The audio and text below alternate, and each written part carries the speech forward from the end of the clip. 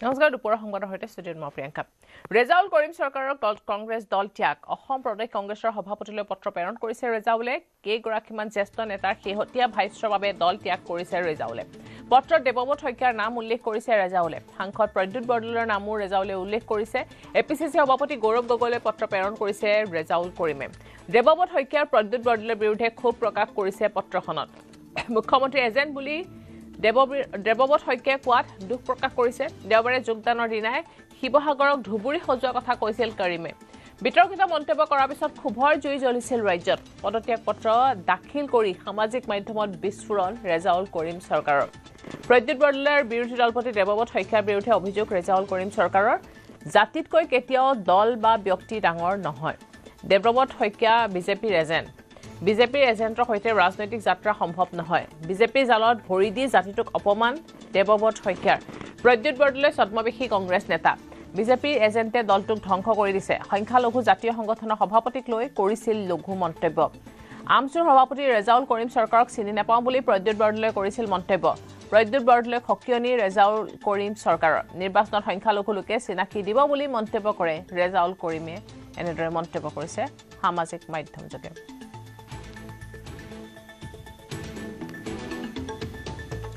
ৰেজাউল কৰিম চৰকাৰৰ কংগ্ৰেছ দল ত্যাগ অসম প্ৰদেশ কংগ্ৰেছৰ সভাপতিলৈ পত্ৰ প্ৰেৰণ কৰিছে কেইগৰাকীমান জ্যেষ্ঠ নেতাৰ শেহতীয়া ভাষ্যৰ বাবে দল ত্যাগ কৰাৰ কথা উল্লেখ কৰিছে পত্ৰত দেৱব্ৰত শইকীয়াৰ নাম উল্লেখ কৰিছে ৰেজাউল কৰিমে সাংসদ প্ৰদ্যুৎ বৰদলৈৰ নামো উল্লেখ কৰিছে ৰেজাউল কৰিমে এপিচিচি সভাপতিলৈ পত্ৰ প্ৰেৰণ কৰিছে ৰেজাউল কৰিমে দেৱব্ৰত শইকীয়া আৰু প্ৰদ্যুৎ বৰদলৈৰ বিৰুদ্ধে ক্ষোভ পত্ৰখনৰ জৰিয়তে প্ৰকাশ কৰিছে মুখ্যমন্ত্ৰী এজেণ্ট বুলি দেৱব্ৰত শইকীয়াই কোৱাত দুখ প্ৰকাশ কৰিছে পত্ৰখনত দেওবাৰে যোগদানৰ দিনাই শিৱসাগৰক ধুবুৰী সজোৱাৰ কথা কৈছিল ৰেজাউল কৰিমে বিতৰ্কিত মন্তব্য কৰাৰ পিছতে ক্ষোভৰ জুই জ্বলিছিল ৰাজ্যত আৰু তাৰ পিছতে এই সিদ্ধান্ত গ্ৰহণ কৰিছে বুলি উল্লেখ কৰিছে পত্ৰখনত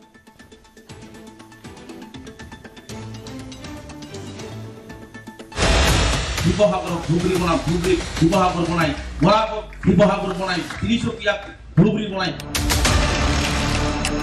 শিৱসাগৰক ধুবুৰী শিৱসাগৰ বনাই বৰাকক শিৱসাগৰ বনাই তিনিচুকীয়াক ধুবুৰী বনাই একেলগে একত্ৰিত কৰি সমন্বয়ৰ বাৰ্তাৰে উন্নয়নৰ বাৰ্তাৰে আমি একেলগে অসমখনক আগুৱাই লৈ যাওঁ মই একো মন্তব্য নিদিওঁ এইবিলাক বিষয়টোলৈ সময়ত সকলো কথা ৰাইজে গম পাব ধৈৰ্য ধৰিব লাগে ৰাজনীতিত ধৈৰ্য ধৰাটো বহুত প্ৰয়োজন ধৈৰ্য ধৰিব লাগে সেইটোৱে মই কওঁ তেখেতে অলপ ধৈৰ্য ধৰিব লাগিছিল তেখেতে গুচি গ'ল সোমাইছিলে কিবা এটা ভাবি ওলাই গ'ল কিবা এটা ভাবি কি কাৰণে গ'ল মই নাজানো ৰেজাউল কৰিম চৰকাৰে কংগ্ৰেছ দল ত্যাগ কৰাক লৈ নিমাত বিৰোধী দলপতি দেৱব্ৰত শইকীয়া মোৰ ওপৰত কোনো একো অভিযোগ অনা নাই মই একো দেখাও নাই শুনাও নাই ৰেজাউল কৰিমৰ কথা মই একো নকওঁ সময়ত সকলো কথা ৰাইজে গম পাব অলপ ধৈৰ্য ধৰিব লাগিছিল সোমাইছিল কিবা কাৰণত ওলালে কিবা কাৰণত বুলি উল্লেখ কৰিছে দেৱব্ৰত শইকীয়াই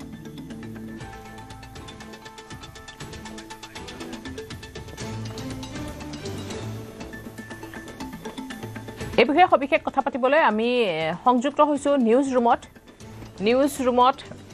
সংযুক্ত হৈছোঁ আমাৰ জ্যেষ্ঠ সাংবাদিক মৃদুপৱন বৰা আছে আমাৰ সৈতে মৃদুপৱন ইতিমধ্যে দেখিবলৈ পোৱা গৈছে ৰেজাউল কৰিম চৰকাৰৰ পদত্যাগ তাৰপিছতে এতিয়া প্ৰতিক্ৰিয়া দেখিবলৈ পোৱা গৈছে স্বদেশে চাওক আজিৰ পৰা তিনিদিন পূৰ্বে যে ৰেজাউল কৰিম চৰকাৰ যিগৰাকী আমচুৰ প্ৰাক্তন সভাপতি তেওঁ অসম প্ৰদেশ কংগ্ৰেছত যোগদান কৰিছিল বা কংগ্ৰেছত যোগদান কৰিছিল আৰু সেই সভাখন উপস্থিত আছিল সভাপতি গৌৰৱ গগৈ এই যিখন যোগদান সভা আছিল মানৱেন্দ্ৰ শৰ্মা কমপ্লেক্স গুৱাহাটীত এই সভাখনতে তেওঁ যিটো মন্তব্য কৰিছিল তেওঁ কৈছিল যে ধুবুৰীক শিৱসাগৰ তিনিচুকীয়া বনাম বা শিৱসাগৰ তিনিচুকীয়াক ধুবুৰী বনাম এই ধৰণে যি ধৰণৰ এটা মন্তব্য কৰিছিলে এই মন্তব্যটোৰ পিছতে সমগ্ৰ ৰাজ্যখনতে আচলতে এক প্ৰকাৰ ৰাজনৈতিক জোকাৰণিৰ সৃষ্টি হৈছিলে কাৰণ এই মন্তব্যটো এই ধৰণৰ আছিলে যে এটা বিতৰ্কিত মন্তব্য বা এটা তেওঁ কি বুজাবলৈ গৈছে বা তেওঁৰ দৃষ্টিভংগী কি আছিল তাৰ পৰিৱৰ্তে তেওঁ যেনেধৰণে উপস্থাপন কৰিলে সেই বাক্যশাৰী বা সেই কথাষাৰে অসমৰ সমাজ জীৱনত বা অসমৰ জাতীয় দল সংগঠনক অসমৰ ৰাজনৈতিক ক্ষেত্ৰত এক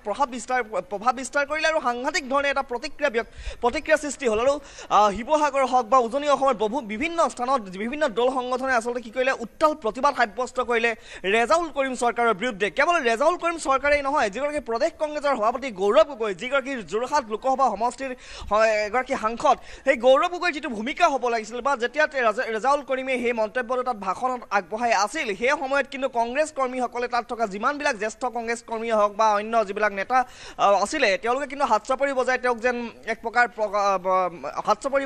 অভিবাদন জনাইছিল বা তেওঁক প্ৰশংসা কৰিছিল। তেখেতৰ সেই বাক্যত তেওঁলোক এক প্ৰকাৰ একমত, এই কথাটোৱে যেন তাত দেখিবলৈ পোৱা গৈছিল। কিন্তু তাৰ পৰৱৰ্তী সময়ছোৱাত সাংঘাতিক ধৰণে আচলতে ইয়াৰ বিৰুদ্ধে এক প্ৰকাৰ ঢৌ সৃষ্টি হ'ল, ৰাজনৈতিক জোকাৰণি সৃষ্টি হ'ল আৰু যিগৰাকী প্ৰদেশ কংগ্ৰেছৰ সভাপতি গৌৰৱ গগৈ সন্ধিয়া সময়লৈ এই যি ৰেজাউল কৰিমৰ বিতৰ্কিত বা বিস্ফোৰক মন্তব্য, এই মন্তব্যটোৰ সমৰ্থনত এক প্ৰকাৰ মুকলিভাৱে সমৰ্থন কৰিলে যে তেওঁ যি কথা কৈছে এয়া বৰ অসমৰ কথা কৈছে, এনেধৰণে গৌৰৱ গগৈ দেখিবলৈ পোৱা গ'ল, গৌৰৱ গগৈ কোৱা দেখিবলৈ পোৱা গৈছিল। তাৰ পৰৱৰ্তী সময়ছোৱাত যেতিয়া বিধানসভাৰ বিৰোধী দলপতি দেৱব্ৰত শইকীয়াই তেখেতে ক'লে যে তেওঁৰ যি শব্দ চয়ন বা তেওঁ যি ধৰণে কথাখিনি কৈছে এয়া ভাল হোৱা নাই। অৰ্থাৎ এক প্ৰকাৰ কংগ্ৰেছৰ মাজত দুটা ভাগত বিভক্ত হৈছিল। এফালে যদি ৰেজাউল কৰিম চৰকাৰৰ সমৰ্থনত আছিল গৌৰৱ গগৈ, সভাপতি গৌৰৱ গগৈ, আনফালে ৰেজাউল কৰিম চৰকাৰৰ বিপক্ষে আছিল বিৰোধী দলপতি দেৱব্ৰত শইকীয়া। এই যিটো দুটা ভাগত বিভক্ত হৈছিল, একে সময়তে গৌৰৱ গগৈ আৰু দেৱব্ৰত শইকীয়াৰ স্থিতি আৰু তেওঁলোক যেন দুই মেৰুত অৱস্থান কৰিছিল ৰেজাউল কৰিম চৰকাৰক লৈ, সেই কথা স্পষ্ট হৈ পৰিছিল। অৰ্থাৎ এক প্ৰকাৰ এই যিগৰাকী আমচুৰ প্ৰাক্তন সভাপতি ৰেজাউল কৰিম চৰকাৰে কংগ্ৰেছৰ মাজতে এক বিভেদ বা এটা তেওঁলোকৰ মাজতে দুটা ভাগত বিভক্ত কৰিছিল। তেওঁলোকৰ মন্তব্যক লৈ তেওঁলোক হলঠেকত পৰিছিল, অস্বস্তিত পৰিছিল কংগ্ৰেছ। আৰু বিশেষকৈ অসমৰ মুখ্যমন্ত্ৰী ডক্টৰ হিমন্ত বিশ্ব শৰ্মাই হওক বা বাকী যিবিলাক বিজেপিৰ শীৰ্ষ নেতা প্ৰত্যেকেই কিন্তু ৰেজাউল কৰিমৰ এই মন্তব্যৰ বিৰুদ্ধে প্ৰতিক্ৰিয়া ব্যক্ত কৰিছিল আৰু খুব সজোৰে ৰেজাউল কৰিম চৰকাৰৰ যি এক তুষামোদৰ ৰাজনীতি বা কেনেধৰণে এটা বিশেষ কাৰোবাক সন্তুষ্ট কৰিব লাগে নেকি, এই ধৰণৰ এটা সন্দেহ ব্যক্ত কৰিয়ে প্ৰত্যেকেই আচলতে তাত মন্তব্য কৰিছিল। আৰু ইয়াৰ পিছত হলঠেকত বা অস্বস্তিত পৰিছিল কংগ্ৰেছ। আৰু আনফালে গৌৰৱ গগৈৰ এটা স্থিতি আৰু এটা ফালে আপোনাৰ দেৱব্ৰত শইকীয়াৰ স্থিতি, এই দুইজনৰ মাজতো দুই মেৰুত দুইজন অৱস্থান কৰিছিল। আজিৰ পৰা দুটা দিন পূৰ্বে যেতিয়া গৌৰৱ গগৈয়ে দেখিলে যে সমগ্ৰ অসমতে প্ৰতিক্ৰিয়া হৈছে, দল সংগঠনে প্ৰতিবাদ সাব্যস্ত কৰিছে, তেওঁৰ যি ভূমিকা হ'ব লাগিছিল বা তেওঁৰ যে সেই সময়ত ভাষণ দি থকা অৱস্থাত তেওঁ বাধা প্ৰদান কৰিব লাগিছিল, তেওঁৰ সেই সৎসাহস নহ'ল। এই ধৰণৰ প্ৰশ্নৰ যেতিয়া মুখামুখি হ'বলৈ ধৰিলে, প্ৰশ্নৰ মুখামুখি হোৱাৰ পিছতে তেওঁ কিছু ক্ষেত্ৰত যেনে এটা নৰম স্থিতি গ্ৰহণ কৰি হ'লেও এটা নিৰ্দেশ প্ৰদান কৰিলে বা এটা ৰেজাউল কৰিমৰ বিপক্ষে অকণমান মাত মাতিবলৈ তেওঁ এটা বাধ্য হ'ল। আৰু ইয়াৰ পিছত দেখিবলৈ পোৱা গ'ল যে কালিৰ দিনটোত প্ৰদ্যুৎ বৰদলৈ, যিগৰাকী সাংসদ নগাঁও লোকসভা সমষ্টিৰ, প্ৰদ্যুৎ বৰদলৈ ৰেজাউল কৰিমক লৈ এটা গুৰুত্বপূৰ্ণ মন্তব্য কৰিলে। তেওঁ কোন হৈ চিনি নাপাওঁ বুলি কৈছিল, অৰ্থাৎ আমচুৰ প্ৰাক্তন সভাপতিগৰাকী যিগৰাকী কংগ্ৰেছত যোগদান কৰিছে তেওঁক চিনি নাপাওঁ বুলি এক প্ৰকাৰ তাচিল্য সূচকেই হওক বা ইটিকিং সূচক এক মন্তব্য কৰিলে। আৰু এই সকলো ধৰণৰ পাৰ্শ্বক্ৰিয়া বা এই গোটেই যিবিলাক প্ৰতিক্ৰিয়া বা তেওঁৰ বিৰুদ্ধে হোৱা প্ৰতিবাদে অৱশেষত যেন ৰেজাউল কৰিমক বাধ্য কৰিলে কংগ্ৰেছত যোগদান কৰাৰ পিছতো কেইটামান দিনৰ ভিতৰতে তেওঁ পদত্যাগ কৰিবলৈ বাধ্য কৰিলে। অৰ্থাৎ আজিৰ পৰা কেইদিনমান পূৰ্বে য'ত নেকি কংগ্ৰেছৰ সভাত উপস্থিত বৰ অসমৰ কথা কৈছিল বা এয়া কি বৰ অসম তেওঁ সৃষ্টি কৰিব তেনেকুৱা এটা ধাৰণা সৃষ্টি কৰিছিল, একে সময়তে কংগ্ৰেছৰ শক্তিশালীকৰণৰ কথা কৈছিল, সেইগৰাকী নেতাই মাত্ৰ কেইটামান দিনৰ ভিতৰতে পদত্যাগ কৰিবলগীয়া হ'ল। এয়া হৈছে কংগ্ৰেছৰ আজিৰ অৱস্থা। আজিৰ অসমৰ ৰাজনীতিত কংগ্ৰেছৰ এই এটা বিপৰ্যয় বা এই ধৰণৰ এটা প্ৰশ্ন। একে সময়তে দ্বিতীয় প্ৰশ্নটো হৈছে যে যিসকল সংখ্যালঘু, যিহেতু আমচু এটা সংখ্যালঘু সংগঠন, তেওঁলোকে মূলতঃ অসমত যিসকল ভাষিক সংখ্যালঘু তেওঁলোকক প্ৰতিনিধিত্ব কৰে। আমচুৰ এটা গণভিত্তি আছে, তেওঁলোকে কালি কংগ্ৰেছৰ কেইবাজনো নেতাক এতিয়াৰ যিটো আমচুৰ নেতৃত্ব তেওঁলোকে সকিয়নি প্ৰদান কৰিছে। একে সময়তে এইগৰাকী নেতাও ৰেজাউল কৰিম চৰকাৰৰ আমচুৰে নেতা আছিল।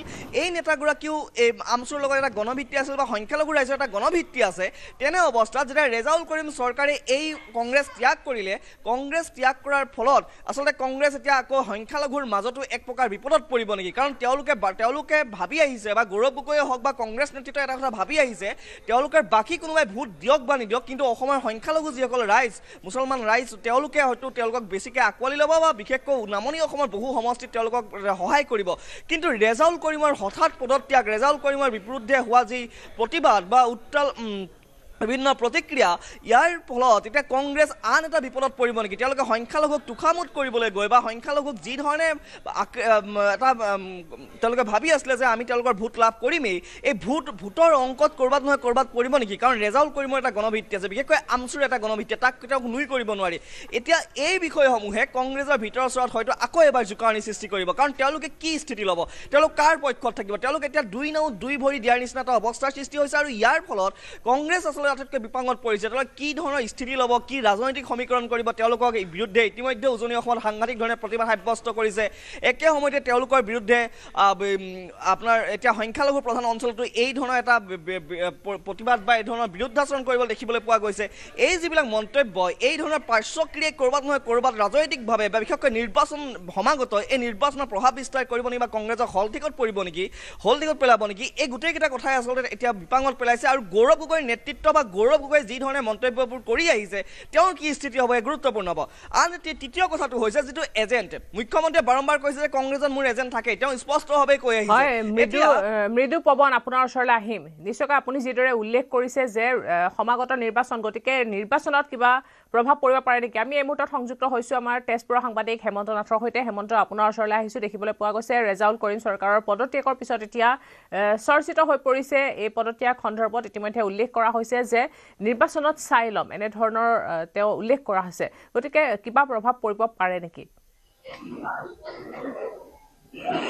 নিশ্চিতভাৱে প্ৰিয়ংকা কালিৰ উৰুকাৰ দিনটোত বিশেষকৈ নৱনিৰ্বাচিত যিগৰাকী আমচুৰ সভাপতি ইমতিয়াজ হুছেইনৰ যোৱাকালি শপত গ্ৰহণ অনুষ্ঠান আছিল আৰু সেই শপত গ্ৰহণ অনুষ্ঠানতেই পূৰ্বৰ সভাপতি তথা নতুনকৈ কংগ্ৰেছ দলত যোগদান কৰা ৰেজাউল কৰিম চৰকাৰ আছিল আৰু ইমতিয়াজ হুছেইনৰ শপত গ্ৰহণৰ পিছতেই তেজপুৰত তেওঁ এক প্ৰকাৰ সিদ্ধান্ত লয় আৰু তেজপুৰৰ পৰাই তেওঁ পদত্যাগ পত্ৰ সভাপতি গৌৰৱ গগৈলৈ প্ৰেৰণ কৰে আৰু পুৱা ভাগত তেজপুৰৰ পৰা যিহেতু ৰেজাউল কৰিম চৰকাৰ ওলাই গৈছে আমি তেওঁৰ প্ৰতিক্ৰিয়া ল'বলৈ পৰা নাই কিন্তু এই মুহূৰ্তত আমচুৰ প্ৰতিক্ৰিয়া আমি ল'বলৈ চেষ্টা কৰিম নৱনিৰ্বাচিত সভাপতি ইমতিয়াজ হুছেইন আমাৰ লগত পোনপটীয়াকৈ আছে কি ক'ব চাওক ৰেজাউল কৰিম চৰকাৰ ডাঙৰীয়াই ৰাজনৈতিক দল এটাত যোগদান কৰা তেওঁৰ ব্যক্তিগত এটা সিদ্ধান্ত আছিল আৰু সেই দলটো ত্যাগ কৰাও তেওঁৰ এটা ব্যক্তিগত সিদ্ধান্ত তাত আমচুৰ ফালৰ পৰা আমাৰ একো ক'বলগীয়া নাই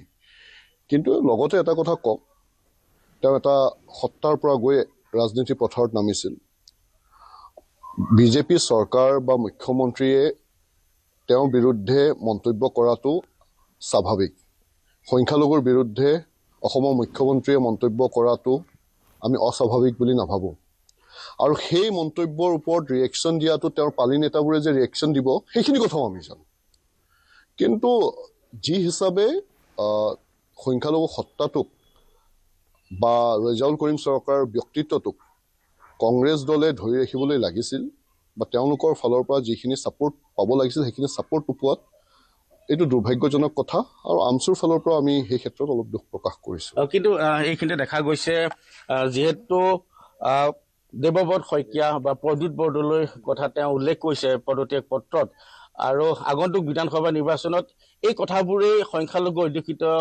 এলেকাত বা আমচুৰ স্থিতি কি হ'ব বা কেনেধৰণৰ প্ৰভাৱ পৰিব চাওক এইটো আমাৰ কথা নহয় অসমৰ মুখ্যমন্ত্ৰী ডাঙৰীয়াই বিভিন্ন সময়ত কৈ থাকে যে কংগ্ৰেছৰ ভিতৰচোৱাত মোৰ মানুহ আছে সেইকাৰণে দিল্লীত সিহঁতৰ সভা চলি থাকিলে মই মিনিটে মিনিটে তেওঁলোকৰ কথাখিনি গম পাই থাকোঁ আৰু যোৱাকালি কোনোবাই যদিহে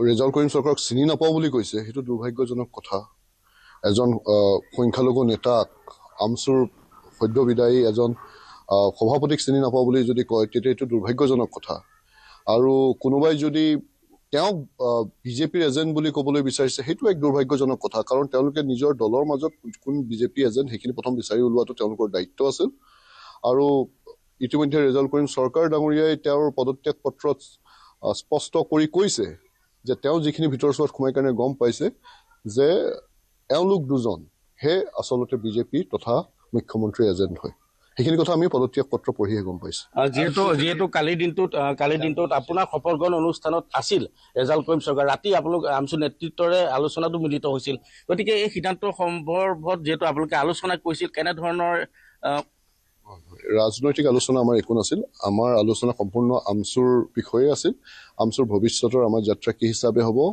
আগন্তুক সময়ত যি প্ৰত্যাহ্বান দেখা গৈ আছে তাক আমি কি হিচাপে মোকাবিলা কৰিব লাগিব এছআৰৰ ক্ষেত্ৰত যি এটা ষড়যন্ত্ৰত লিপ্ত হৈছে বৰ্তমান চৰকাৰ প্ৰশাসনে, যি হিচাপে এটা সাংবিধানিক সংস্থা নিৰ্বাচনী আয়োগক তেওঁলোকে প্ৰভাৱিত কৰিবলৈ এটাৰ পাছত এটা বক্তব্য বা তাৰ বিষয়াসকলক নিজৰ বিভাগৰ বিষয়াৰ দৰে ব্যৱহাৰ কৰিবলৈ অপচেষ্টা এটা চলাই আছে।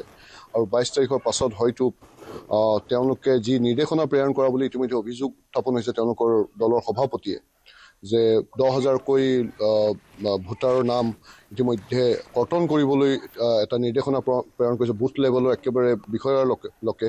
হয়তো 22 তাৰিখৰ পাছত তেওঁলোকে 4-5 লাখ ভোট কাটি দিব পাৰে। আৰু লগতে বিহাৰ UPৰ পৰা আনি বহু অচিনাকি মানুহৰ নাম হয়তো ভোটাৰ তালিকাত অন্তৰ্ভুক্ত কৰাও আমি খবৰ পাই আছো, কিছুতো আমাৰ হাতত তথ্যই আছে। যে এনেধৰণৰ কথাবিলাকৰ ওপৰত আমাৰ আলোচনা হৈছিল। এই সম্পূৰ্ণ আমাৰ ভৱিষ্যতৰ আমাৰ কৰ্মক্ষেত্ৰৰ ওপৰত আলোচনা হৈছিল। তাত তেওঁ ৰাজনৈতিক আলোচনা আমাৰ লগত কৰা নাই, যিহেতু আমছুৱে সম্পূৰ্ণৰূপে এটা অৰাজনৈতিক সংগঠন আৰু আমাৰ অৰাজনৈতিক চৰিত্ৰৰ বজাই ৰাখি আমি ৰাজনীতিক খেলপথাৰত আমি কেতিয়াও অন্তৰ্ভুক্ত নহওঁ। কিন্তু এটা কথা স্পষ্ট, ৰেজাউল কৰিম চৰকাৰৰ আমি ভৱিষ্যতক লৈ আমি ৰাজনৈতিক ভৱিষ্যতলৈ আমাৰ শুভকামনা আছে। তেওঁৰ লগত তেওঁ যিখিনি যোৱা 20টা বছৰ সংখ্যালঘু জনগণক যিখিনি অৱদান দি গৈছে সেইখিনি আমি পাহৰিব নোৱাৰোঁ। ভৱিষ্যতে তেওঁ যি সিদ্ধান্ত ল'ব সেই সিদ্ধান্তৰ লগত আমছুৱে তেওঁক সমৰ্থন জনাব, তেওঁৰ প্ৰতি শুভকামনা থাকিব। আৰু দেৱব্ৰত শইকীয়া প্ৰদ্যুৎ বৰদলৈক নামনি অসমত নিষিদ্ধ কৰাৰ কিবা সিদ্ধান্ত লৈছে?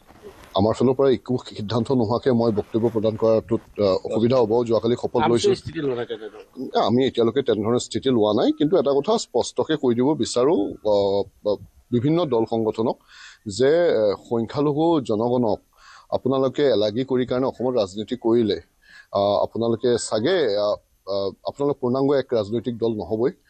অসমৰ মুখ্যমন্ত্ৰীয়ে যদি শদিয়াৰ পৰা ধুবুৰীলৈকে প্ৰতিজন লোকক তেওঁ প্ৰতিনিধিত্ব কৰিবলৈ নোৱাৰে, তেতিয়াহ'লে তেওঁ এজন সম্পূৰ্ণ মুখ্যমন্ত্ৰী নহ'ব, এজন অৰ্ধ মুখ্যমন্ত্ৰী হৈ থাকিব। আৰু আমি যিমান দূৰলৈকে জানো, গোটেই বক্তব্যটো ময়ো শুনিছোঁ, ৰেজাউল কৰিম চৰকাৰ ডাঙৰীয়া এখন বৰ অসমৰ কথাই কৈছিল। হয়তো এটা দুটা শব্দ শ্লিপ অফ টাং হ'ব পাৰে, তাক লৈ যোনটো এটা ধুমুহাৰ সৃষ্টি কৰিবলৈ চেষ্টা চলাইছে, এইটো এটা পলিটিকেল নেৰেটিভ হয়, আপোনালোকে প্ৰত্যেকে জানে।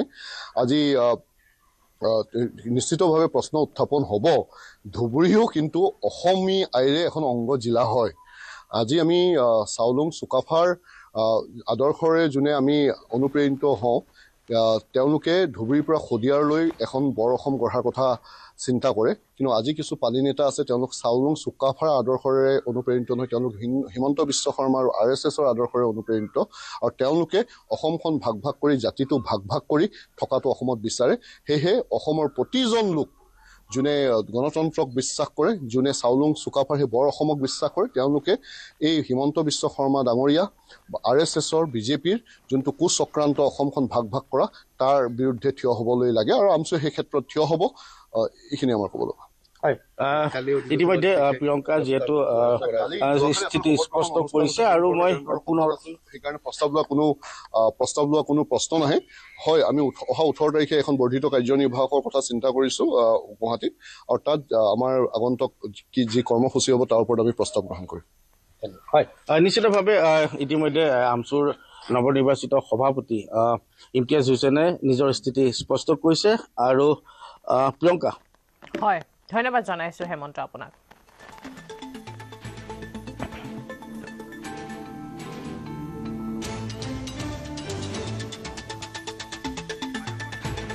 ৰেজাউল কৰিম চৰকাৰৰ কংগ্ৰেছ দল ত্যাগ কৰি প্ৰদ্যুৎ বৰদলৈৰ বিৰুদ্ধে উত্থাপন কৰিছিল অভিযোগ। ৰেজাউল কৰিম চৰকাৰৰ অভিযোগ সন্দৰ্ভত প্ৰতিক্ৰিয়া প্ৰদ্যুৎ বৰদলৈৰ। কংগ্ৰেছত যোগদান কৰা আৰু দল ত্যাগো তেওঁৰ ৰাজনীতি হ'ব পাৰে। তেওঁ মুখ্যমন্ত্ৰী এজেণ্ট হয় নে নহয় সেয়া মই নাজানো। ৰাজনীতি সকলোৱে বেয়া পায়, বিভাজনৰ ৰাজনীতি সকলোৱে বেয়া পায়। এনে মন্তব্য কৰা তেওঁ অনুচিত বুলিহে মই কৈছিলোঁ। তেওঁ দল ত্যাগে দলৰ একো ক্ষতি নকৰে বুলি মন্তব্য কৰে প্ৰদ্যুৎ বৰদলৈয়ে। নহয়, তেওঁ কিহৰ কাৰণে আঙুলি টোৱাইছে মইতো নাজানো, আৰু সঁচা কথা ক'বলৈ গ'লে ময়ো দেখিছোঁ তেওঁ আচলতে আমি ভাল পোৱা নাছিলোঁ।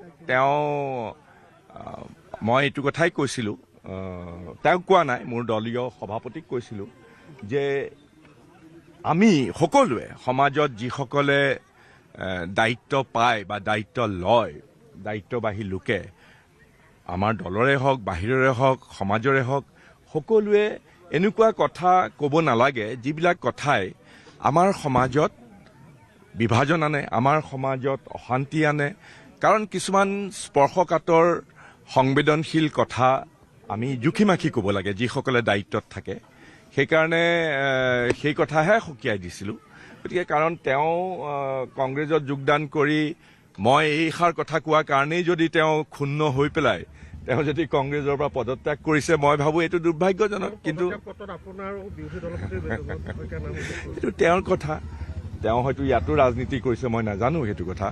কিন্তু এইবিলাক আচলতে উচিত নহয়। মই কৈছোঁ যে আমাৰ সকলোৰে দায়িত্ব আছে। মই এইটো কথাই কৈছিলোঁ যে দায়িত্বশীল বা দায়িত্ববাহী লোকে অলপ জুখি মাখি কথা ক'ব লাগে, অলপ ভাবি গুণি কথা ক'ব লাগে। কাৰণ এনেকুৱা ধৰণৰ কথা ক'ব নালাগে যিবিলাক কথাই আমাৰ মাজত ভুল বুজাবুজিৰ সৃষ্টি কৰে, আমাৰ মাজত বিষণ্ণতা আনে, আমাৰ মাজত বিভাজন আনে, সেইবিলাক কথা ক'ব নালাগে। মই এইখিনি কথাই কৈছিলোঁ। নাই, মুঠেই নেপেলাই। কি মুঠে দল ত্যাগ কৰিলে? দল ত্যাগ কৰিলে কিহৰ প্ৰভাৱ পেলাব? তেওঁ কৈছে জাতিতকৈ কংগ্ৰেছ ডাঙৰ নহয় বুলি কৈছে। আমিনো কেতিয়া কৈছোঁ জাতিতকৈ কংগ্ৰেছ ডাঙৰ বুলি?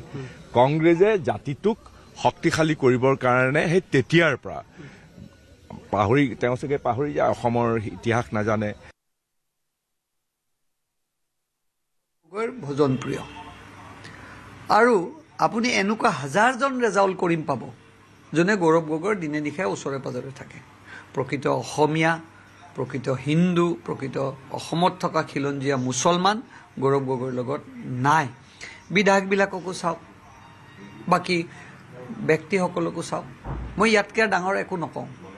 তেওঁলোকেই যোগদান কৰাইছিল, তেওঁলোকৰ হাতেততে পদত্যাগ পত্ৰ হৈছে। এইটো হ'ল কংগ্ৰেছৰ ব্যৱস্থা। কাৰণ কংগ্ৰেছত ইমানেই আন্তৰিক ইমান গণ্ডগোল আছে। সেইদিনা মই ক'ৰবাত বাইট এটাত দেখিছোঁ, গৌৰৱ গগৈ গৈছে কুমেৰুত, দেৱব্ৰত শইকীয়া গৈছে সুমেৰুত। এইবিলাকে কি প্ৰমাণ কৰে? যে তেওঁলোকৰ মাজতো এনেই দলটোৰ অৱস্থা নাই, সৈনিকবিহীন দল, মানুহ নায়েই দলটোত। তাৰ পিছতো যদি তেওঁলোকৰ বক্তব্যবিলাকৰ বা তেওঁলোকৰ কথাবিলাক কমপ্লিট কুমেৰু আৰু সুমেৰুত পৰে, যি 25টা চিটো পাবলগীয়া আছিল সেই বিশেষ ঠাইৰ বাহিৰে, তাততো আৰু ভৱিষ্যতে অসমত যে গৌৰৱ গগৈৰ নেতৃত্বত কিবা এটা হ'বগৈ, মোৰতো ডাঙৰ প্ৰশ্ন বোলো। কালি কোনোবা এজন আমাৰে ভাৰতীয় জনতা পাৰ্টীৰ কাৰ্যকৰ্তাই খুব ভাল কথা কৈছে, যিজনে বুৰঞ্জীৰ ইতিহাস নাজানে, বুৰঞ্জী নাজানে, হিষ্ট্ৰী নাজানে, সেইজন ব্যক্তিয়ে ভাল ইংলিছ আৰু ভাল হিন্দী কোৱাৰ কাৰণে তেওঁক আজি সভাপতি দিলে।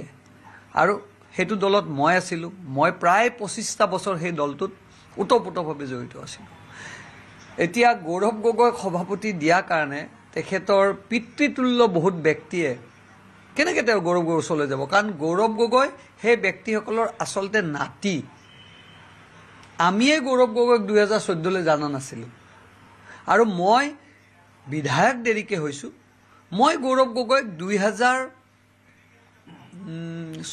15, 16লৈকেতো গৌৰৱ গগৈৰ কোনো ভূমিকা অসম প্ৰদেশ কংগ্ৰেছত নাই। মইতো বহু বছৰ তাতে প্ৰট'কলত থাকিলোঁ, জিলাত থাকিলোঁ, দেখা নাছিলোঁ। ব্লু আই বয়, ৰাহুল গান্ধীও ব্লু আই বয়, গৌৰৱ গগৈ ব্লু আই বয়। আৰু কি ক'ম? সংখ্যালঘু নেতা হোৱা গতিকে গৌৰৱ গগৈ আমন্ত্ৰণ কৰি আনিলে ৰেজাউলক, আৰু সেই একেজন গৌৰৱ সংখ্যালঘুৰো কি আছে? বাংলাদেশীৰ দ্বাৰা বাংলাদেশী সংখ্যালঘু, অসমীয়া সংখ্যালঘু আমাৰ আছে ন, আমাৰ মাইনৰিটি মৰ্চা আছেতো। সেইকাৰণে তেওঁলোকে সেইবিলাক ব্যক্তিকে ভাল পায়। আৰু ৰেজাউল কৰিমে কংগ্ৰেছত যোগদান কৰাটো, তেওঁতো আগৰ পৰাই কংগ্ৰেছত আছে। আমাৰ বহুতবিলাক যেতিয়া সভা হয় বা আমাৰ যেতিয়া টক শ্ব'বিলাক হয়, তেওঁকতো মই বহুত দিন বাংলাদেশী বুলি কৈছোঁ। তো আপুনিতো বাংলাদেশী মূলৰ ব্যক্তি, আমিতো তেওঁলোক আমাৰ ওচৰলৈ আহিব নোৱাৰে। আৰু সেই ৰেজাউল কৰিমক গৌৰৱ গগৈ বৰপীৰা সাজি দিছিলে। ধন্যবাদ গৌৰৱ গগৈ ডাঙৰীয়া। সেইটোৱে মই কৈছোঁ যে ৱেলকাম কৰিলে গৌৰৱ গগৈ ডাঙৰীয়া, তেওঁ দলৰ সভাপতি। আৰু খেদি পঠিয়ালে দেৱব্ৰত শইকীয়া, বিৰোধী দলপতি। সুন্দৰ কংগ্ৰেছৰ পৰিৱেশ। নিহাৰ ৰঞ্জন দাসৰ বিৰুদ্ধে প্ৰতিবাদ কৰিছে বিজেপিৰ একাংশ মানুহে, কি ক'বা? মই এই বিষয়ে একেবাৰে জ্ঞাত নহয়। মোৰ সন্মুখতে নিহাৰঞ্জন দাস সব আমচুৰ প্ৰাক্তন সভাপতি ৰেজাউল কৰিম চৰকাৰ যোৱা 30 তাৰিখে আমচুৰ পৰা তেখেতে আনুষ্ঠানিকভাৱে বিদায় লৈ তেখেতে ৰাজনৈতিক দল বাছি লৈছিল, কংগ্ৰেছ দল, আৰু বোধহয় 2 দিনমান আগত তেখেতে কংগ্ৰেছত জইন কৰিছিল। তেখেতৰ এটা ষ্টেটমেণ্ট লৈ গোটেই বিতৰ্কৰ এটা সৃষ্টি হৈছে বুলি আমি মিডিয়াত দেখিছোঁ।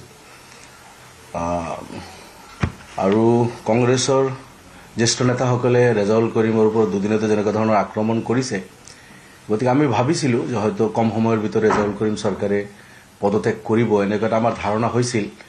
কংগ্ৰেছৰ জ্যেষ্ঠ নেতাসকলৰ ৰেজাউল কৰিমৰ ওপৰত আক্ৰমণৰ ওপৰত ভিত্তি কৰি এনেকুৱা আমি ভাবিছিলোঁ, আৰু সেইটোৱে ঘটিল। আজি ৰাতিপুৱাই নিউজটো পালোঁ।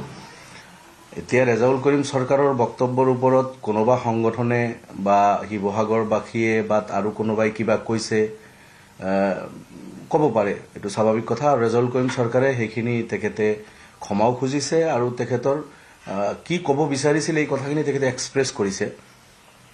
কিন্তু তেখেতে যি দলক আপোন বুলি ভাবি আঁকোৱালি ল'লে, বাছি ল'লে, মেম্বাৰশ্বিপ ল'লে, সেই দলৰ মজিয়াৰ দলৰ জ্যেষ্ঠ নেতাই যেতিয়া তেখেতক এনেকুৱা ধৰণৰ আক্ৰমণ কৰিলে, এইটো স্বাভাৱিক কথা। মই ভাবোঁ ৰেজাউল কৰিমৰ যিটো সিদ্ধান্ত, এইটো ভাল সিদ্ধান্তই লৈছে।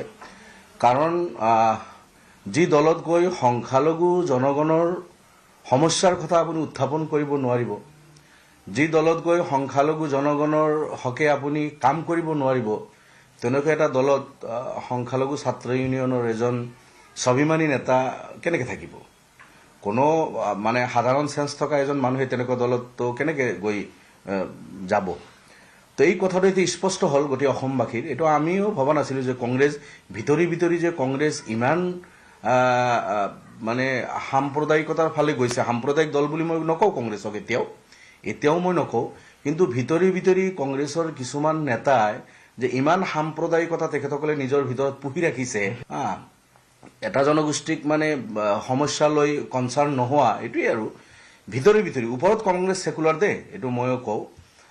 কিন্তু ভিতৰি কংগ্ৰেছৰ কিছুমান নেতা হয়তো RSSৰ লগতো তেখেতসকলৰ ভাল যোগসূত্ৰ, বা তেখেতসকলে RSSৰ সুৰতে কথা কয়, তেখেতসকলে সেই আপোনাৰ চিতু শইকীয়া নে কি, আপোনাৰ আৰু এটা কি আছে শৃংখল চলিয়াৰ যেনেকুৱা কথা বাৰ্তা, ধুবুৰীক লৈ যেনেকুৱা ধাৰণা, কংগ্ৰেছৰ নেতাসকলৰো যদি ধুবুৰীক লৈ সেই একে ধাৰণা থাকে, চিতু শইকীয়া আৰু শৃংখল চলিয়াৰ ধুবুৰী গোৱালপাৰা বৰপেটালৈ যি ধাৰণা, সেই ধাৰণা যদি কংগ্ৰেছৰ একাংশ জ্যেষ্ঠ নেতাৰো যদি একেই ধাৰণা ভিতৰত থাকে আৰু সেইটো যদি মাজে প্ৰকাশ কৰে, তেতিয়াহ'লে কিন্তু এই ধুবুৰী গোৱালপাৰা বৰপেটা নগাঁও মৰিগাঁওবাসীয়ে চিন্তা কৰিব লাগে।